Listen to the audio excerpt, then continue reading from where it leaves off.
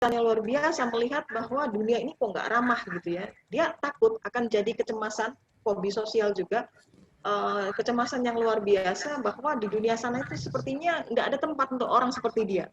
Karena terutama kalau bullying itu berupa tindakan-tindakan verbal ya, yang seperti merendahkan, akhirnya melabel seseorang atau melabel itu apa ya, seperti kayak menjudulkan orang gitu kok, menjudulkan apa ya namanya Bu Kak Tata. Melabel itu seperti kayak menempelkan merek gitu ya pada orang bahwa kamu itu kan bodoh, kamu itu kan gini-gini ya, kamu tuh orang yang hina dan sebagainya gitu. Atau mungkin juga wanita yang temannya bilang perek ya, atau dibilang apa karena mungkin pernah terlihat di suatu tempat yang dekat dengan lokalisasi misal ya, dan itu bisa memukul atau menjatuhkan harga dirinya. Dan bagi orang-orang dengan karakteristik tertentu ya, bullying secara verbal sebegitu tuh akan betul-betul masukkan dalam perasaan dan membuat dia minder ya, nggak punya harga diri. Kalau memang mentalnya lemah, maka ada kecenderungan untuk bunuh diri itu bisa jadi tinggi ya untuk orang-orang yang korban bullying seperti itu. Nah, melihat dari dampak yang luar biasa, maka dalam kesempatan ini tentunya melihat kenyataan yang begini, saya berharap adik-adik semua terbangun kesadarannya ya, untuk bisa membantu atau berkontribusi untuk menghindarkan perilaku dengan cara apa ya nanti mungkin mendekati para pelaku bullying ya, karena teman dinasihati secara adat gitu ya secara adat dalam arti dengan cara-cara remaja gitu, oi bro gitu ya, dikasih pemahaman karena Anda sudah mendapatkan pelatihan seperti ini, dikasih pandangan dan mungkin dipahami dulu kenapa sih kok sampai melakukan gitu, ditanya emangnya dia buat apa sama kamu, atau mungkin apa yang bisa yang kamu rasakan setelah melakukan itu. Ya intinya dikasih bantuan gitu ya, baik pelaku. Nah ingat ya bahwa yang perlu diberikan perhatian, saya kasih penegasan di sini bukan hanya kepada korban bullying, tapi juga terhadap pelaku. Pelaku ini terutama supaya ditaklukkan dulu ya, ibaratnya dijinakkan atau dihentikanlah perilaku bullyingnya. Karena tadi itu ya sebenarnya orang-orang bullying ini dari hasil penelitian dia adalah pengidap gangguan jiwa ya, gangguan pusat perhatian ya, kemudian gangguan kecemasan ya, juga depresi. Orang-orang yang seperti itu punya kecenderungan untuk jadi pelaku bullying. Bisa jadi di keluarganya dia memang tidak mendapatkan perhatian, atau mungkin yang tadi orang tuanya terlalu sering mempertontonkan adegan-adegan yang kasar gitu ya, kekerasan, sehingga dimodeling, ditiru oleh dia ketika memang untuk menyelesaikan suatu masalah. Sebenarnya masalah itu nggak terlalu berat, tapi dia menyelesaikan dengan cara-cara kasar dengan membuli temannya. Oke, saya rasa ini bisa jadi perhatian kita semua kalau jenis-jenis ini banyak ya, supaya mewaspadai bullying karena dampaknya luar biasa. Oke, tadi dari beberapa hal yang memang sudah ditayangkan, ada beberapa gangguan ya, gangguan kesehatan mental, dari gangguan kecemasan ya, gangguan kecemasan yang terjadi pada remaja seperti kecemasan sosial, kemudian fobia, obsesif kompulsif ya, kemudian gangguan-gangguan kecanduan terhadap zat tertentu atau kecanduan game online, dan juga yang paling terakhir adalah bullying. Nah, semua itu berpotensi banyak terjadi pada remaja gitu ya, dengan berbagai faktor penyebab. Apa sih sebenarnya faktor penyebabnya? Sebenarnya masing-masing gangguan punya penyebab spesifik ya, ada penyebab-penyebab khususnya. Tapi kalau kita lihat secara global, secara umum, pastilah sesuatu masalah itu ada penyebabnya, termasuk masalah kesehatan mental. Nah, apa sih sebenarnya yang menyebabkan itu? Ya, sebenarnya itu penyebabnya kompleks ya, tidak hanya dari satu faktor, pasti banyak faktor ya. Nah, karena gabungan dari beberapa faktor, maka di sini kita bisa melihat salah satunya adalah dari faktor genetis ya.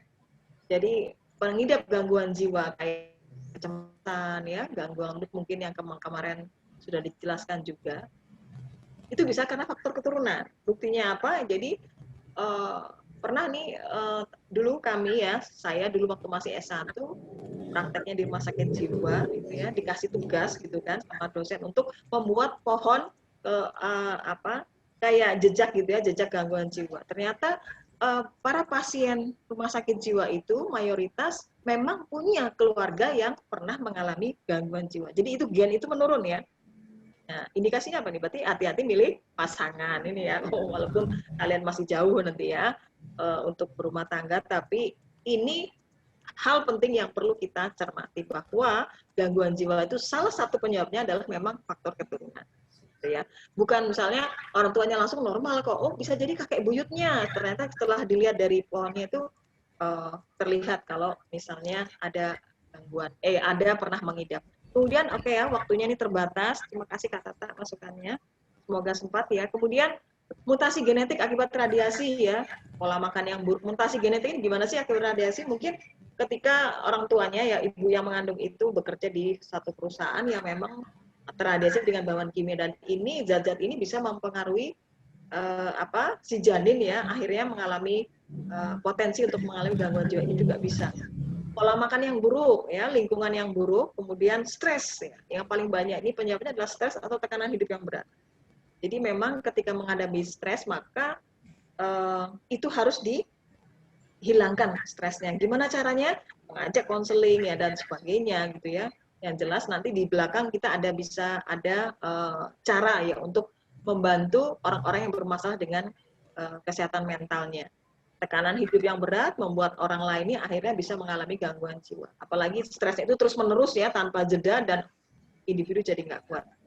Kemudian lingkungan, nah ini besar juga perannya. Kita tidak bisa pastikan masing-masing berapa persen kontribusinya terhadap pembentukan gangguan mental. Tapi yang jelas di antara faktor-faktor ini semua berkontribusi ya, mempengaruhi seseorang untuk bisa mengalami gangguan jiwa. Lingkungan, pengasuhan orang tua, pola asuh orang tua ini sangat penting. Seperti tadi, orang tua yang sering memberikan perilaku kasar gitu ya terhadap anaknya, atau mungkin orang tuanya juga suka bertengkar di hadapan anaknya, maka ini memberikan model yang buruk yang bisa ditiru anak ketika menyelesaikan masalah, sehingga dia jadi pelaku bullying seperti tadi. Pergaulan, nah pergaulan yang buruk, misalnya bermain atau dengan teman-teman yang sukanya memang main game online gitu ya, suka bolos-bolos. Nah, ini bisa menyebabkan gangguan juga karena jadi terbiasa seperti itu.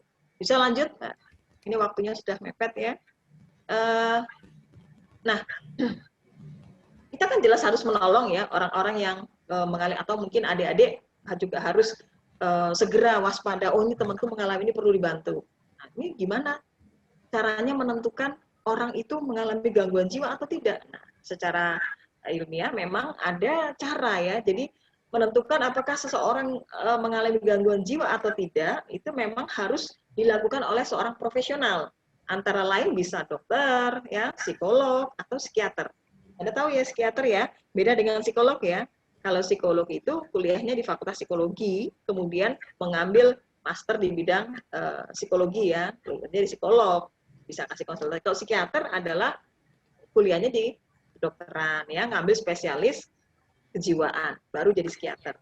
Oke, nah gimana caranya menentukan seseorang dikatakan sebagai pengidap gangguan jiwa atau tidak, atau mengalami masalah kesehatan mental atau tidak? Ini dilakukan dengan cara ada pedomannya ya, dilakukan assessment. Assessment itu seperti kayak diproses untuk dinilai gitu, diambil datanya dengan tepat, dengan melihat onset. Onset itu waktu serangan ketika dia mulai mengalami apa, misalnya kalau tadi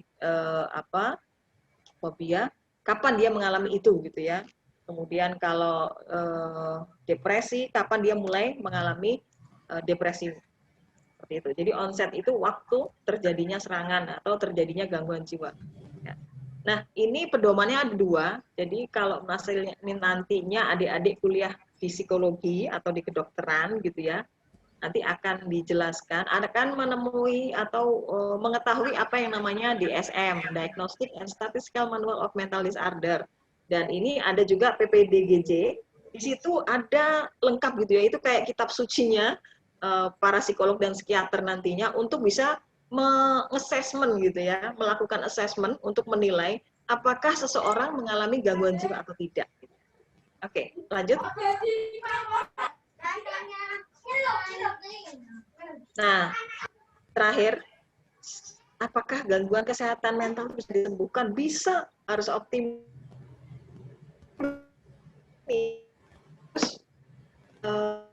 Bukan konseling, ya, psikoterapi. Apa bedanya tuh konseling sama psikoterapi?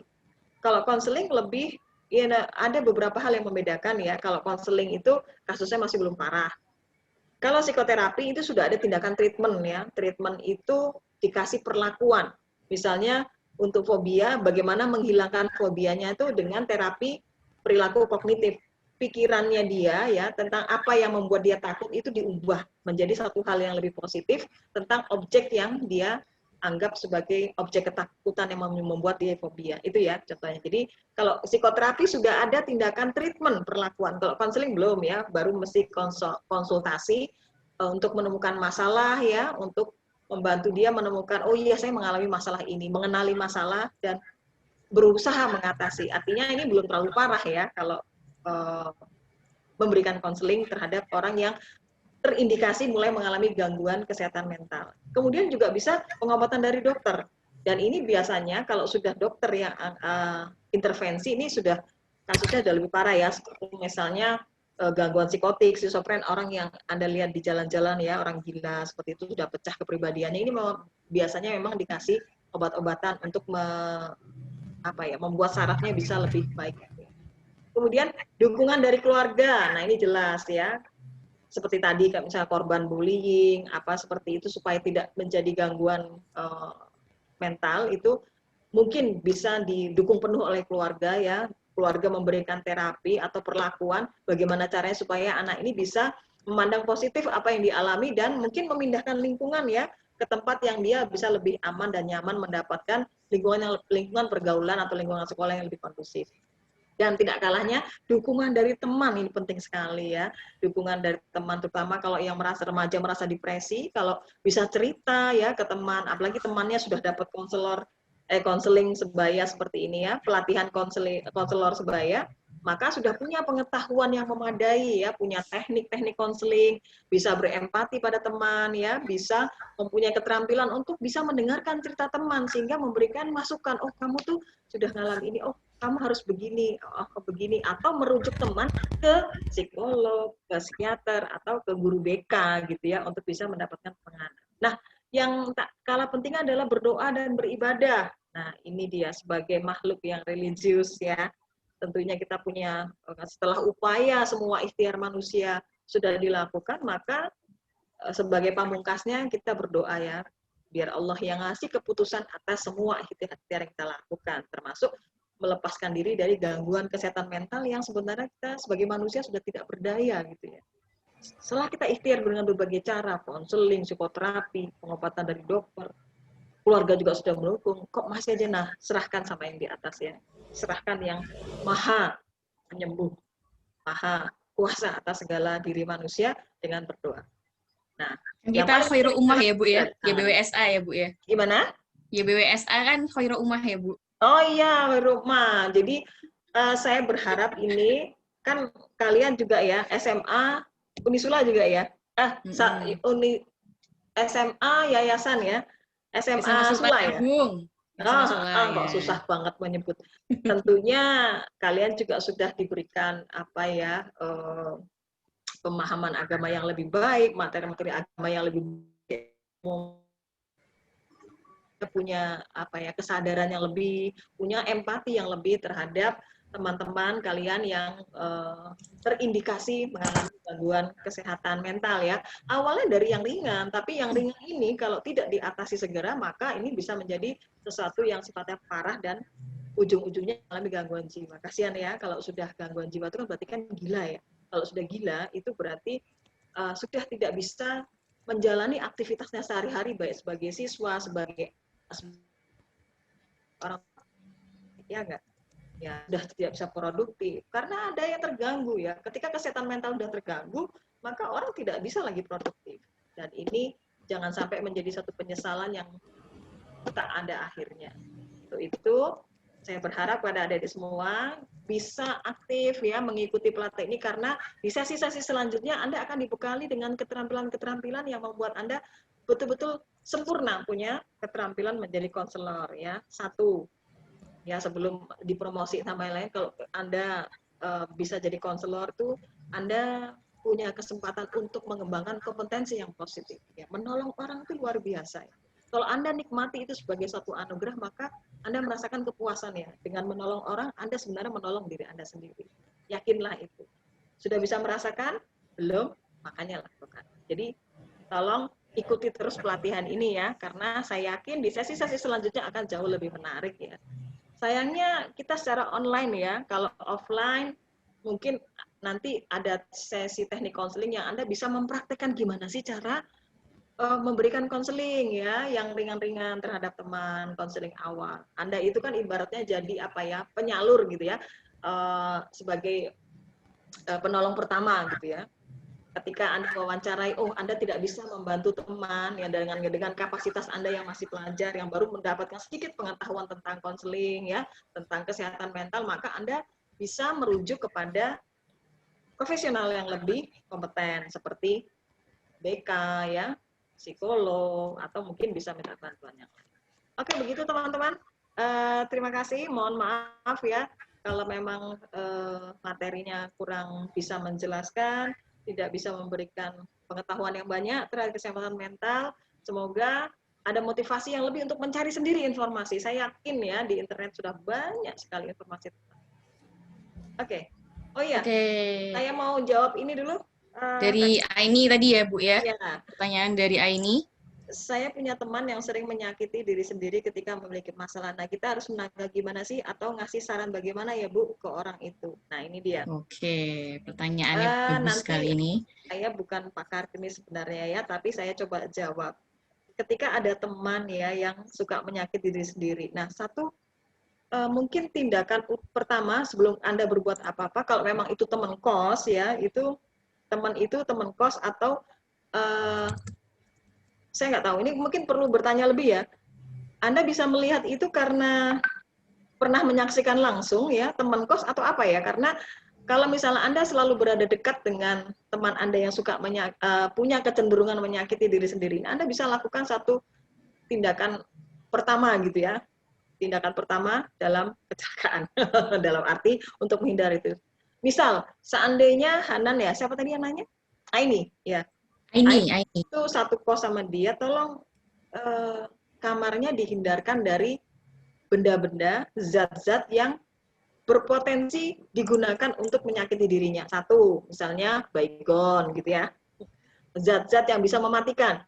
Karena orang-orang yang punya kecenderungan seperti ini gampang sekali pendek pikiran. Artinya ketika dia punya masalah, dia nggak sanggup menyelesaikan, langsung aja. Nah, salah satu supaya tindakannya itu tidak tersalurkan, maka ruangannya harus bersih dari benda-benda berbahaya atau zat-zat berbahaya.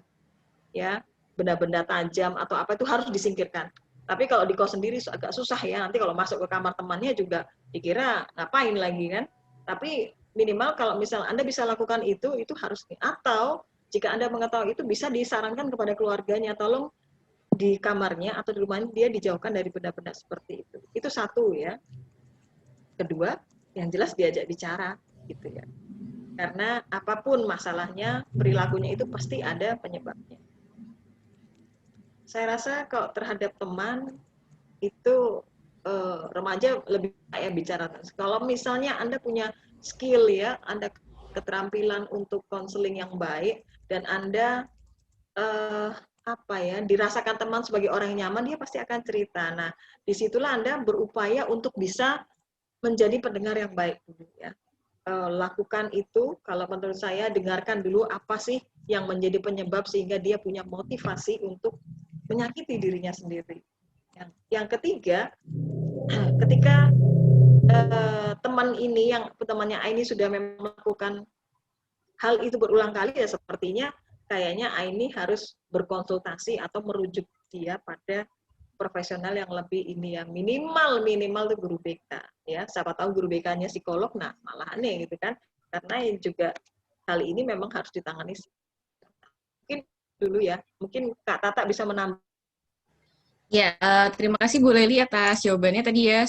Kalau saya sejauh ini sepakat dengan Bu Leli gitu, jadi teman-teman bisa melakukan kalau ada ngelihat teman yang suka menyakiti diri sendiri gitu ya, bisa mencoba menjauhkan barang-barang berbahaya dari sekitarnya dia, dan yang pasti kita perlu ngajak bicara gitu ya, kenapa atau kamu melakukan itu dan lain sebagainya gitu. Dan kalau misalnya memang ada, nanti bisa diarahkan untuk mencari bantuan psikologis. Nah, itu yang akan kita bahas di minggu depan bersama dengan Mbak Hanan dan Mas Apit dan Mbak. Jangan lewatkan kesempatan itu ya, adik-adik. Betul sekali. Jadi kalau dua pertemuan terakhir ini kita udah bahas tentang berbagai gangguan psikologis yang ada gitu ya teman-teman. Minggu depan kita akan fokus kepada gimana sih nanganinnya gitu ya. Bagi diri teman-teman sendiri, kalau teman-teman lagi punya masalah kayak gitu, apa aja sih yang bisa dilakukan, dan juga kalau ada teman yang mengalami masalah, apa yang bisa teman-teman lakukan gitu ya. Nah, semakin penasaran kan? Nah, jadi jangan lewatkan ya sesi yang minggu depan bersama dengan kami semua di sini gitu. Oke? Buat selanjutnya selain ini, apakah ada yang masih mau bertanya atau gimana? Mungkin ada yang Ya, silakan. ya apa namanya mungkin penasaran atau apa gitu, silahkan langsung boleh tanya aja loh, ini nggak usah malu-malu, Mau mumpung ada berobat ahlinya ya. berobat jalan boleh loh, konsultasi sendiri loh ya. Kalau misalnya mau berobat Ini off jalan the record boleh. pokoknya buat kita aja di sini. Sebelum Betul menjadi sekali. pengobat orang lain, kita harus bisa ngobati diri sendiri ya, nggak Kak Tata ya. Betul sekali. Jadi boleh juga kalau teman-teman nanti ada yang mau japri ke saya ya, silahkan. Sebenarnya kalau emang mungkin di sini apa ya, malu atau mungkin apa ya gimana, ragu-ragu atau takut Ya, nanti nanti biar Kak Tata yang ketahuan sama, membacakan. Ya, ya betul. ketahuan sama orang lain gitu kan, boleh japri kayak gitu. Nanti insya Allah saya jaga dengan baik rahasianya. Maksudnya nggak saya sebar-sebarin gitu identitasnya, seperti itu. Gitu teman-teman. Karena Gitu kira. intinya tadi ya, sambil menunggu pertanyaan, bahwa masalah itu jangan dibiarkan gitu ya. Masalah itu harus diuraikan, karena sebenarnya seberat apapun masalah itu pasti ada solusinya. Itu harus diyakini dulu ya. Termasuk masalah yang terkait dengan masalah psikologis ya, yang nanti bisa menyebabkan gangguan mental. Mulai dari diri sendiri. Ketika ada masalah, jangan dibiarkan lewat aja, jangan melarikan diri dari masalah, karena semuanya itu akan berakibat buruk ya. Melarikan diri dari masalah membuat kita nanti suatu saat tetap akan menghadapi masalah itu gitu ya, kalau tidak diselesaikan.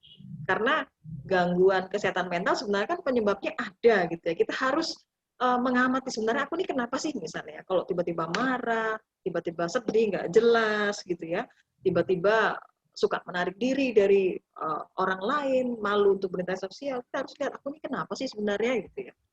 Dikonsultasikan, kemudian ya curhatlah minimal, kalau nggak mau konsultasi sama BK misalnya ya, curhat minimal sama teman. Kita minta orang lain untuk membantu kita mengenali apa sih sebenarnya masalah kita gitu. Itu asik sekali nanti ya. Ketika kita berhasil menyelesaikan satu masalah, maka ada kepuasan dan apa ya? Ada virus I can gitu ya. Oh, ternyata aku bisa.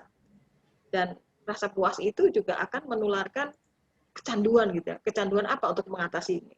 Kalau kita merasa kita bisa mengatasi ini, maka kita juga akan mudah untuk menolong orang. Jadi intinya kita harus sehat dulu gitu ya. Kalau mau bahagia juga kita harus membahagiakan diri kita, baru kita bisa membahagiakan orang lain dengan memberikan bantuan. Oke? Apakah masih ada pertanyaan atau mungkin sudah, udah lama sekali gitu ya? Iya ya, udah jadi 3:30 ya teman-teman. Ini sesi yang paling lama ya. Jadi kami mohon maaf Ya, sekali karena melebihi perjanjian kita di oh awal kayak iya. gitu. Jadi apa namanya? Semoga apa namanya? Nanti kalau misalnya ada pertanyaan masih boleh japri ya ke saya. Boleh japri langsung ke saya aja lewat WhatsApp. Silahkan kalau emang penasaran gitu. Gimana sih gitu kan? Atau ada yang masih mengganjal gitu ya, penasaran, pengen tahu, boleh langsung tanya aja gitu ya teman-teman. Oke, karena mungkin ini sudah sore sekali, sudah melewati jam asar juga. Kami mohon maaf sekali lagi teman-teman.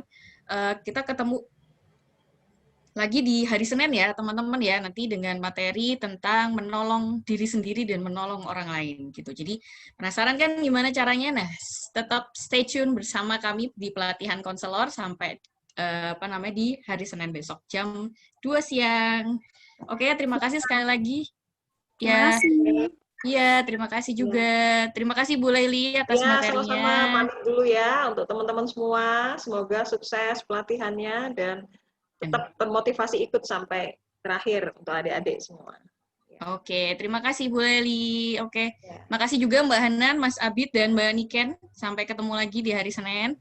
Mari kita akhiri dengan baca Alhamdulillah bersama-sama. Alhamdulillahirrahmanirrahim. Alhamdulillahirrahmanirrahim. Kurang lebihnya mohon maaf. Assalamualaikum warahmatullahi wabarakatuh. Waalaikumsalam. Terima kasih teman-teman.